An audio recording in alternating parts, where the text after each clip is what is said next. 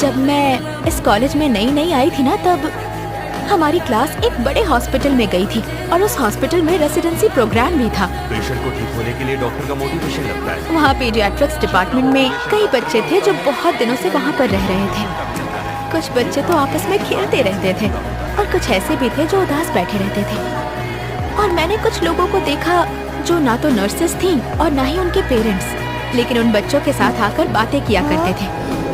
वो हमारे कॉलेज के वॉलंटियर्स क्लब के कुछ मेंबर्स थे। ये गुड़िया उन बच्चों को गिफ्ट की जाएंगी जिनसे हम कल हॉस्पिटल में मिलने जाएंगे। अगर एक गुड़िया भी गुम हो जाती तो इसका मतलब ये होता कि एक बच्चा वहाँ से खाली हाथ लौट जाता और हम ये होने नहीं दे सकते। अच्छा, तो ये बात थी।